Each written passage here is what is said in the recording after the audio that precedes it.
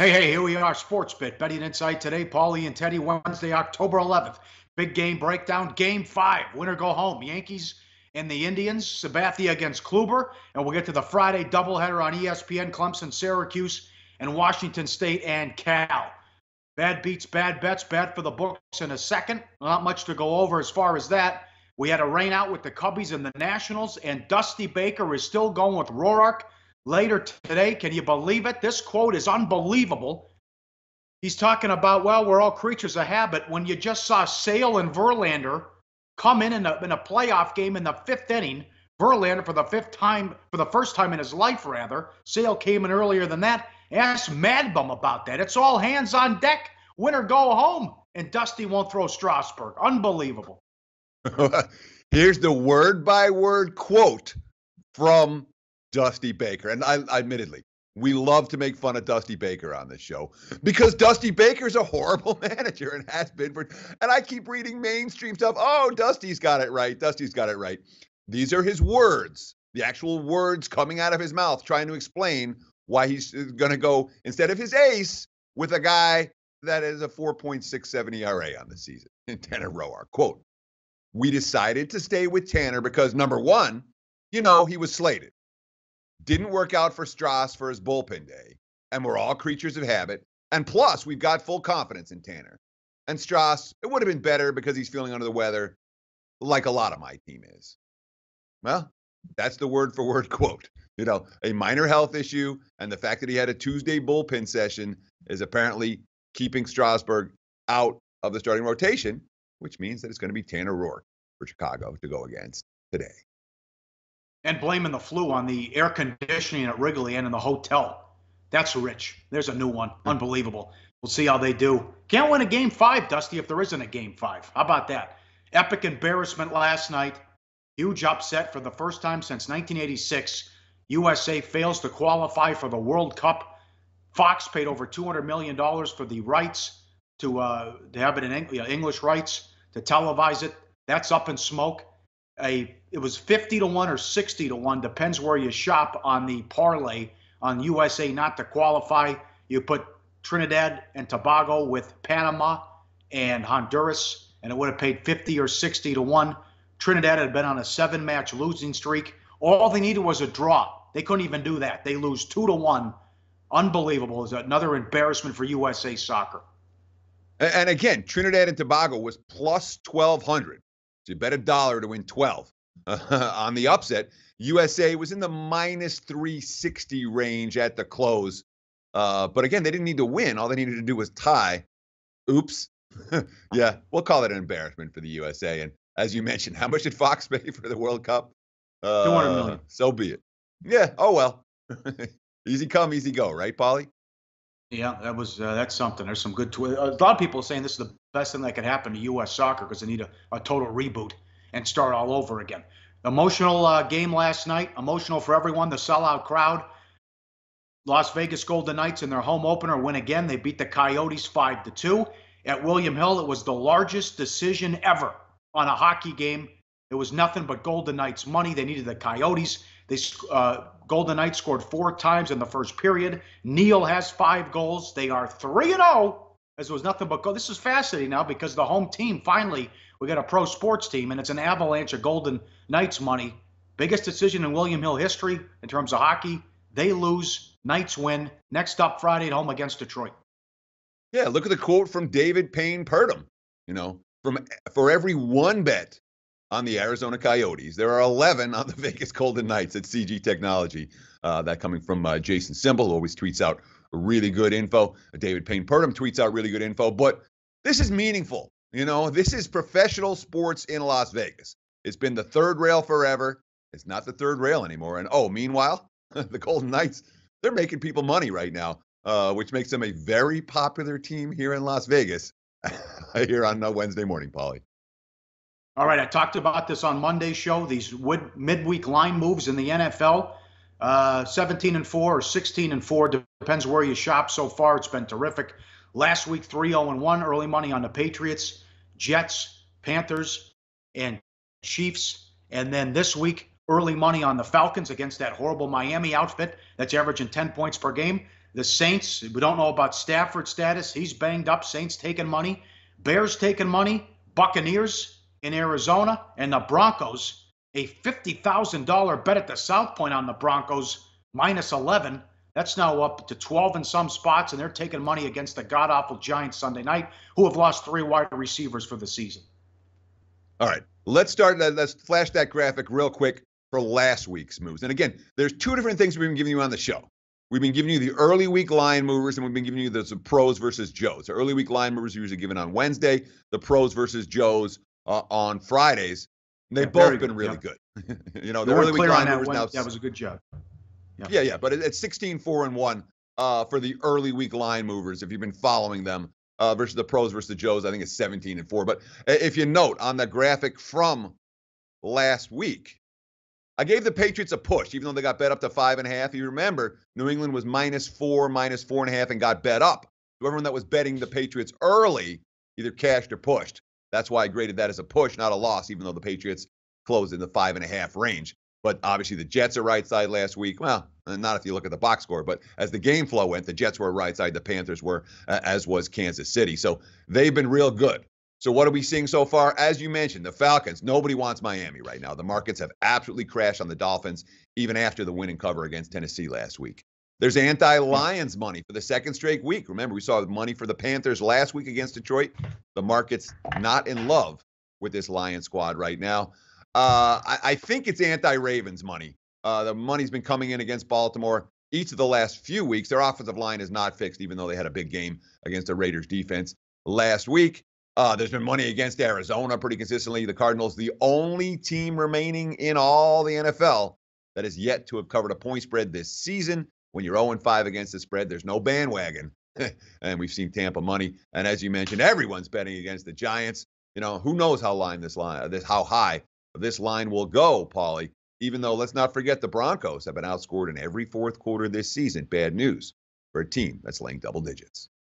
Yeah, weren't clear on that Monday. It's pros versus Joes and also the midweek line moves, which the same thing as we tell you who the pros are on, and they've been crushing it so far. Up next, big game breakdown, Yankees and Indians game 5, and we'll get to the doubleheader in College Football Friday on ESPN on SportsBit. Betting Insight today on SBRpicks.com.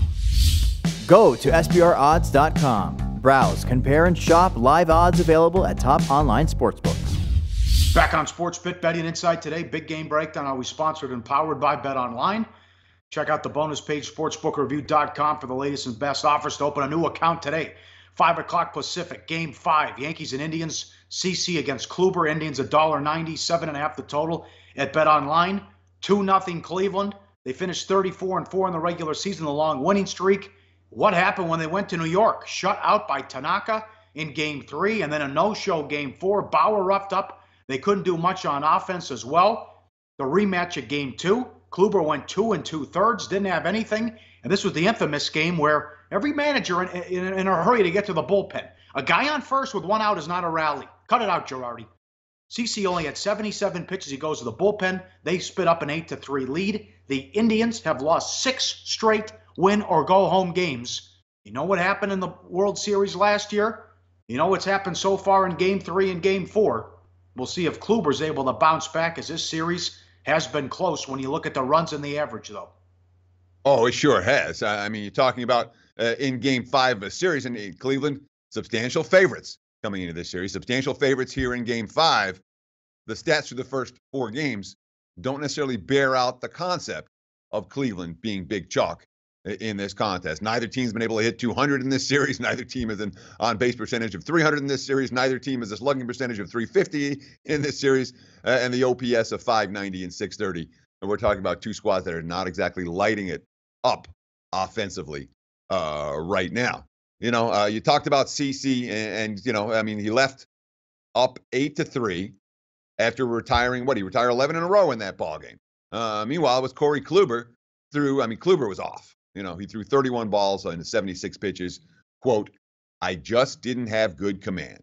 I didn't execute pitches well. I threw way too many balls, and it seems like when I did throw strikes, they were right over the heart of the plate." Now, this is the type of game we're talking about, win or go home. So we know what happens. Both managers are likely to have quick hooks. You know, CC got pulled with a one on and one out in the 6th. That'll happen again tonight because we're talking about the 2 deepest bullpens in baseball, and everybody on both sides out of those bullpens fresh from a day off yesterday. Yep, Game 5, all hands on deck. Winner gets the Astros Friday night.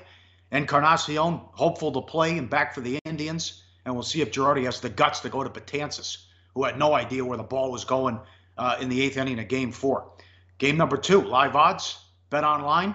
Sportsbook review with the live odds, but Bet Online, Clemson and Syracuse. Syracuse at home. Clemson laying 22.5 on the road, 56.5 the total. It was 54-10 last year at Clemson. Still going hurry up with Babers and up-tempo with Syracuse. Didn't work out. Clemson with the best resume in college football. They shut down everybody. Virginia Tech, Louisville, and Auburn. Should have had a shutout last week, 28-0, and then they pulled the starters before Wake scored late to make it 28-14. It looks like Bryant's going to be able to go too, according to Sweeney. Yeah, okay. So it's an interesting matchup because you talked about what happened last year. You know, Babers wants to play up-tempo against everybody. You know, he wants to push the pace. And that works against the weaker defenses. It has not worked against the stronger defenses. So does he dare stay up-tempo against one of the best Ds in the country? Last year, quarterback Eric Dungy got knocked out of the game early in that 54-10 loss. But Babers still had the team throw 40 passes. He didn't back off pace-wise, even though they were getting crushed.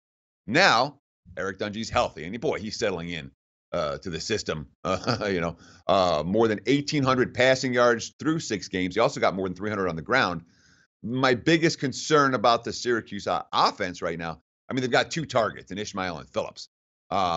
That's it, though. There's not a lot of depth at wide receiver for Syracuse. And, of course, their lead running back, Dante Strickland, is only averaging 2.9 yards per carry. He doesn't have a run longer than 15 yards all season, which means, of course, that Eric Dungy has been their leading rusher, and Dungy cannot be their leading rusher. You don't want him to be their leading rusher against this class of defense. Here's Babers talking about the gap in speed between Syracuse and Clemson. Quote, "They're faster than us. If they get out there, we're not going to catch them. Sorry. And on the flip side, we might get lucky enough to get something out there, and they're probably going to catch us. And now we have to call another play when they didn't have to do anything but ask their kicker to go out there. There are no holes. Sorry, there are no holes." Phillips is good. He had 17 catches in a game a couple weeks ago. Watch out for him in this game Friday night. Clemson number 8 in the nation in total defense, but they should be number 1 because they played Louisville, Auburn, Virginia Tech. Tough schedule. And then the Wake game, as I mentioned. Bryant left. He seems to be okay. There was cause for concern is they took him out early. They also played Cooper and Johnson in that game before they won 28-14. Sweeney, they just have to draw on the experience that they have. Go play ball. It's just football. They've been playing football their whole lives. Just go play. So if something happens to Bryant, he's not concerned with whoever's going to get in there, although Bryant's expected to go as well. But the big thing with Clemson, the running backs, 4 good running backs and 4 guys who can carry the mail as well. And he also has a number 2 player in the nation signed for next year at quarterback too, in Lawrence. And how has he grabbed so many quarterbacks? He said, quote, "It's not really a pitch, it's the truth. I tell them the truth. It's a great place. If you come to Clemson, you're going to help you get better. I don't promise anybody anything, nobody. If you want to come here, you're going to have to compete. You're going to have to earn it. But if you come here, it's going to be an experience that you're going to love." We continue with the doubleheader. How about Washington State, a playoff factor? 6-0 so far. Can they get to the Apple Cup undefeated? They have to get by Cal Friday night. We'll talk about that game and give out the play of the day coming up on SportsBit. Betting Insight today on SBRPicks.com. Research before you bet. Be sure to check out SBR Picks for the best game predictions, breakdowns, and much, much more. Wrapping it up on SportsBit. Betting Insight today. Big game breakdown rolls on. Sponsored and powered by BetOnline. 7:30 Pacific Friday night. Washington State 14 at Cal. 53.5 the total. They're in the conversation now. They're in the top 10, and they could be a contender here for the playoff. They have the Apple Cup where they're at Washington, the final game before the Pac-12 title game if they're able to win that. Here's the remaining schedule. You got the Cal game Friday, Colorado at home, who all of a sudden can't stop anybody, Arizona on the road, which the Tate game was something against Colorado. Stanford at home, who they drubbed last year, Utah on the road, and then Washington as they got killed at home last year by the Huskies. They would have 2 prep weeks before the Washington game, and Washington comes in off a tough game against Utah the previous week. It's not the typical Leach team. He has a solid defense, and he runs the ball, and they're number 1 in the conference in time of possession. To update what we talked about last week, the fifth-year seniors are now 16-7 ATS in all road games. They've won everywhere in the Pac-12 but Colorado and Washington. Oregon came in, I know it was the third-string quarterback and a freshman, but Oregon came in over 550 yards per game. The Huskies, the Cougars rather, shut them down, only allowed 277 on the road in the 33-10 win last week. Yeah, well, shoot, you look at the defense for Washington. We talk a lot about Luke Falk and the offense, and certainly Mike Leach has put together a pretty good offensive game plan for the Washington State Cougars. And when you have a senior QB who is very experienced in this system, you know the offense is going to be good. What stood out to me, well, and the running game's good too. You got Jamal Morrow, James Williams. They've combined for 618 on the ground, 3 touchdowns, also 64 catches between them. They've both been real nice dump-off options for Falk out of the backfield. But what's really shocked me is the defense. We know that Washington State, well, they're supposed to win some shootouts. The defense, their last 2 step-up games against USC and Oregon, give up 15 first downs or less in both those games. 328 yards in one, 378 in the other. With the offense that the Cougars have, and the most experienced quarterback that Mike Leach has ever had in Luke Falk. With the experience on offense that they have and the talent on offense they have, this defense makes stops. Maybe we should start thinking about Washington State in a different vein, as opposed to, all right, well, maybe they'll be competitive. No, maybe this is a team that we can talk about as having a legitimate aspirations for some of the higher prizes in college football. Yeah, we gave Oregon an extra 100 yards there in the graphic, but that doesn't matter. Now with Cal, they got off to a good start here with Wilcox, but they're not that talented. Remember, the wins were North Carolina, who's awful, Ole Miss, who's awful, and Weber State hung in there against USC, but then routed last week on the road against Washington. I don't know what Wilcox was doing, calling a timeout to kick the field goal on the final play. Where are you at with Cal at home? Well, their offense has fallen off the last couple of weeks, and that's putting it mightily. Their only points came against Washington, came on a fumble return touchdown. Be careful with the stats there, because they're going to show -40 for rushing for the game. That's going to include a loss of 41 yards on the bad snap and the field goal attempt on that final play of the game.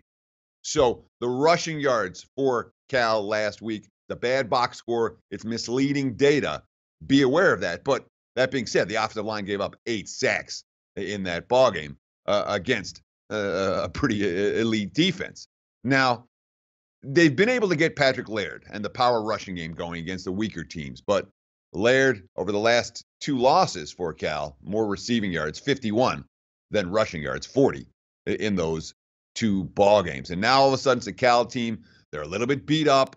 That early hot start is now, it feels a long way in the rearview mirror already for Cal. And Justin Wilcox, not under fire, but he's certainly in a situation right now where he's adjusting rotations, adjusting minutes, and even changing guys' positions around. Quote, really, everything is on the table. We've just got to be better at every phase of the game. Everything is getting evaluated. Cal looked great for the first month of the season. I worry about their ability to continue looking great moving forward. This team's been through a lot, and considering where they were last year at this time, we got to say they've overachieved early. I'm not convinced that goes on indefinitely. All right, keep it going, Pirate. Love to see Washington State in the top 10 and stay there, halfway there, 6-0 so far. Money time play of the day, back to the Yankees and Indians. 9:15, 9:16, under 7.5. They're going to have the quick hook with CC, Game 5. Winner go home, all hands on deck. 2 of the best bullpens in all of baseball. So if there's any trouble, they're out, and they'll bring the Pens in, which are terrific. We'll go under 7.5 in this one, and we'll see. I would expect Kluber to bounce back after the poor performance in Game 2. That's the play of the day. A lot to go over Thursday, a lot to recap. Maybe we'll preview looks like we could have we'll know the ALCS matchup, and we'll see if the Cubs can move on to take on the Dodgers. We'll recap everything there, and we'll look at the big games in college football. Another pretty good schedule as well. That's Thursday. Thanks for watching. We'll see you then on SportsBet. Betting Insight today on SBRPicks.com.